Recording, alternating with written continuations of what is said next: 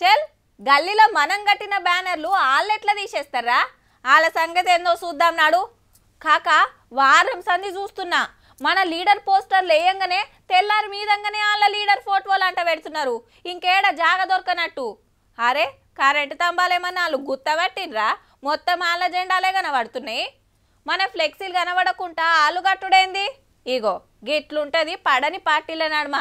మరి గీడేమైందంటే భోగి మంటలు కాదు, భద్రాద్రి కొత్తగూడెం జిల్లా మనుగురులో కాంగ్రెస్ పార్టీలు వేసిన రాజకీయ మంటలు.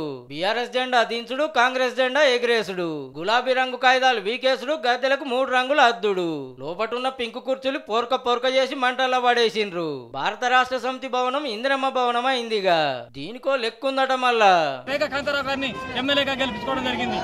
గెలిచిన తర్వాత 2 నెలలుగా మరి బీఆర్ఎస్ గవర్నమెంట్ లో పోయి మరి ఆ బీఆర్ఎస్ గవర్నమెంట్ అండతోటి మరి కాంగ్రెస్ పార్టీ ఇందిరమ్మ భవన్ అని ఉన్న 3 రంగులు ఉన్నటువంటి ఇందిరమ్మ భవన్ ని తెలంగాణ భవన్ గా మార్చుకొని గదన్నట్టు ఫస్ట్ కాంచిది కాంగ్రెస్ పార్టీ ఆఫీసే. 7 ఏళ్ల కిందట ఎమ్మెల్యే రేగా కాంతారావు సార్ కాంగ్రెస్ లకి వెళ్ళిపోయి కారెక్కి ఈ పార్టీ ఆఫీస్ ఉంచుతా బీఆర్ఎస్ ఆఫీస్ చేసిండు. పోతే నువ్వు మా ఆఫీస్ నెట్లా మారుస్తావని కార్యకర్తలు ఎంత కొట్లాడినా ఫాయిదా లేకుండే. ఆఖరికి కోర్టు దానిక పోయిండ్రు. ఇప్పుడు సార్ మాజీ ఆవుడితోటి వీళ్ళకు బలం పెరిగింది.